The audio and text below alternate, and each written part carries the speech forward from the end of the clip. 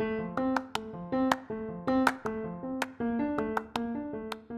you have ever thought about starting your own podcast, you should check out Riverside.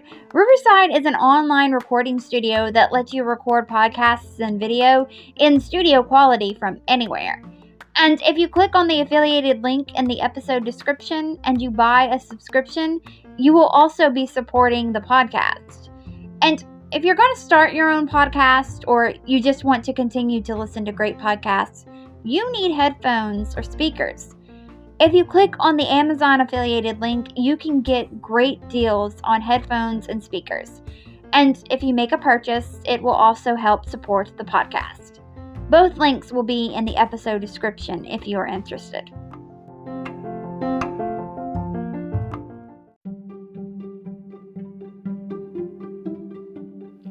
Being friends with a king can give you a pretty nice life.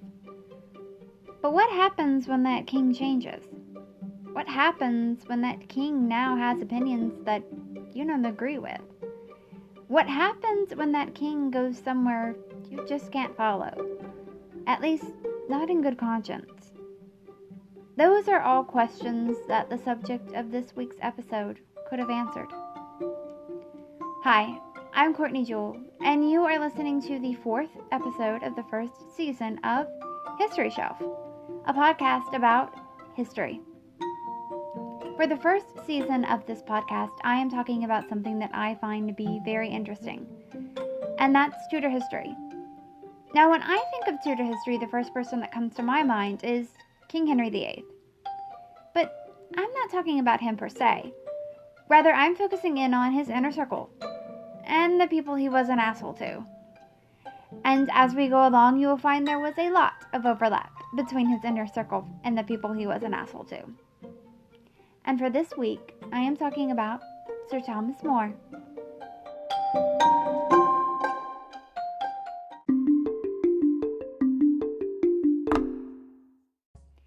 Thomas More was either born on February 7th, 1477 or February 7th, 1478 in London, England. His parents were John More and Agnes Granger. He was the second of 6 children. He was educated at St. Anthony's School. He was a page in the household of John Morton, the Archbishop of Canterbury and Chancellor of England, and he went to the University of Oxford. Around 1494, his father brought him back to London to study common law. In February of 1496, he was admitted to Lincoln's Inn, one of 4 legal societies preparing for admission to the bar. In 1501, he became a lawyer, but he was very religious, so religious that he almost went against his father's wishes in becoming a lawyer, and he almost joined the priesthood. In late 1504 or early 1505, he married Jane Colt. He tutored Jane because he wanted her to have a better education. He had 4 children with Jane: Margaret, Elizabeth, Cicely, and John. Jane died in 1511. Within 30 days of Jane's death, Thomas married a widow that was 6 years his senior, named Alice Middleton. He needed a papal dispensation when he married Alice because it was so soon after Jane's death. He married Alice so she could take care of his children, and together they formed a blended family. He raised Alice's daughter Alice as his own, and he became a guardian of Anne Cressiger, who would go on to marry his son John, and Margaret Giggs. He wanted his daughters to have the same education as his son, and this influenced other noble families to educate their daughters just like they were educating their sons. Though before you go on celebrating Thomas More as a feminist icon, he believed that girls were foolish and stupid creatures. He tutored his wife, Jane, in art and music, and he tried his best to mold her into the creation that he wanted her to be. A creation that mirrored his own tastes. He would have her repeat words of sermons to make sure that she understood them, and often during his tutoring sessions, he would have her crying. Then Jane rebelled against him, though at least when Jane's father told Thomas that he should give Jane a good beating to put her in line, Thomas did find that idea disgusting. Thomas More had a successful political career. In 1504, he was elected to Parliament to represent Great Yarmouth, and in 1510, he began representing London. In 1510, he served as one of 2 under-sheriffs of the City of London. He became Master of Requests in 1514, and he was appointed as Privy Councillor. He was knighted and made Under-Treasurer of the Exchequer in 1521.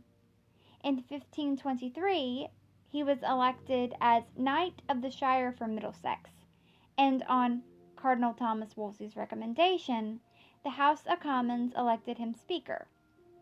In 1525, he became Chancellor of the Duchy of Lancaster. He succeeded Cardinal Thomas Wolsey to the office of Lord Chancellor in 1529, and during this successful political career, he formed a close friendship with King Henry VIII. Thomas More also had a successful career as a writer. He wrote many things. He wrote the history of King Richard III in both Latin and English between 1513 and 1518. It was never finished, but it has been very influential. It helped William Shakespeare write his play, Richard III. Thomas wrote Utopia in May of 1515. Utopia is a political satire book that has been very successful. Thomas wrote Latin poems, and he wrote and published many works defending the Catholic faith. He attacked Martin Luther in print, and here is a quote from Thomas More to Martin Luther. "Come, do not rage so violently, good father. But if you have raved wildly enough, listen now, you pimp. You recall that you falsely complained above that the king has shown no passage in your whole book, even as an example in which he said that you contradict yourself. You told this lie shortly before, although the king has demonstrated to you many examples of your inconsistency.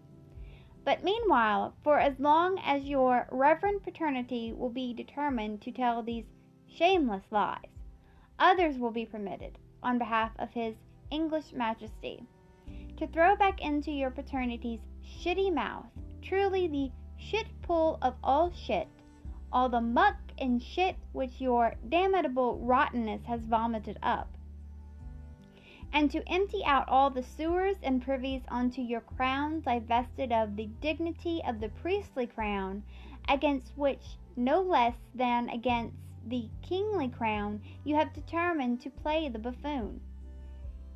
In your sense of fairness, honest reader, you will forgive me that the utterly filthy words of this scoundrel have forced me to answer such things, for which I should have begged your leave. Now I consider truer than truth that saying, he who touches pitch will be wholly defiled by it. For I am ashamed, even as this necessity, that while I clean out the fellow's shit-filled mouth, I see my own fingers covered with shit." So it's safe to say that Thomas More and Martin Luther were not BFFs. Martin Luther wasn't the only one that Thomas More defended the Catholic faith against. He also defended the Catholic faith against William Tyndale. William Tyndale was a Protestant leader that wrote an answer unto Sir Thomas More's dialogue. It was a response to Thomas More's dialogue concerning heresies. Thomas responded back with 500,000 words in confutation of Tyndale's answer. Thomas More was loyal to the crown, but he was even more loyal to the church. On May 1st, 1517, Thomas More played a key role in the Evil May Day riot. The Evil May Day riot was a xenophobic riot that had London apprentices attack foreign merchants that they referred to as strangers. Thomas More tried and failed to stop the mob, and while he did manage to calm them down for a bit, it wasn't for long. And even though the Duke of Norfolk and his army were the ones that put out the riot, Thomas More's role in the riot still inspired a scene in William Shakespeare's play, Sir Thomas More. Thomas More welcomed foreign envoys, delivered official speeches, drafted treaties, read dispatches exchanged between the king and Cardinal Thomas Wolsey, and answered in the king's name. Oxford made him their High Steward in 1524, and Cambridge followed suit in 1525. Thomas More was trusted and well liked, and lucky. That was until King Henry VIII had a change of heart. It was the summer of 1527, and Thomas More's luck took a turn. King Henry VIII was first married to Catherine of Aragon, but Catherine of Aragon hadn't produced a son that lived past infancy, and she was starting to go into menopause. So it was evident that she would not have a son that would sit on the English throne. So King Henry VIII fell in love with Anne Boleyn. Henry wanted to have his marriage to Catherine annulled so he could marry Anne.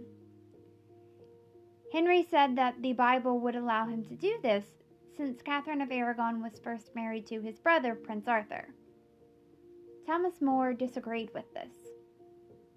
Disagreeing with the king was a dangerous thing to do. In 1532, Thomas More resigned from the House of Commons. He said it was due to poor health, but it was probably because he hated how Henry, the king that was once called defender of the faith by the Pope himself, was now ignoring the laws of the church.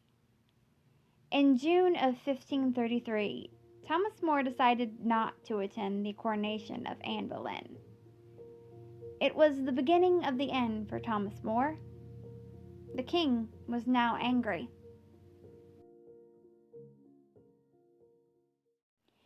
In February of 1534, Thomas More was accused of being complicit with Elizabeth Barton. You may recall that Elizabeth Barton was the nun that I covered on the previous episode of this podcast. She is the nun that claimed to have divine visions. One of those divine visions was that if King Henry VIII married Anne Boleyn, then he would die just months afterwards.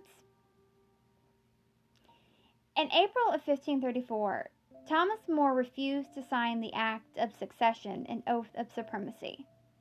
This would have made King Henry VIII the head of the church. That was something that Thomas More just could not agree to. The Pope was the head of the church. For his refusal to sign the Act of Succession and Oath of Supremacy, Sir Thomas More was sent to the Tower of London on April 17, 1534. Thomas More was found guilty of high treason. On July 6, 1535, King Henry VIII had his friend Thomas More beheaded. Margaret Giggs was the only family member of Thomas More that was in attendance to his execution. Thomas's final words were, "The king's good servant, but God's first." But Thomas More's legacy lives on. In 1886, he was beatified by the Catholic Church. In 1921, there was a college in the United States and the state of Kentucky that opened named Thomas More University. It is a private Catholic college. And in 1935, he was canonized as a saint by the Catholic Church.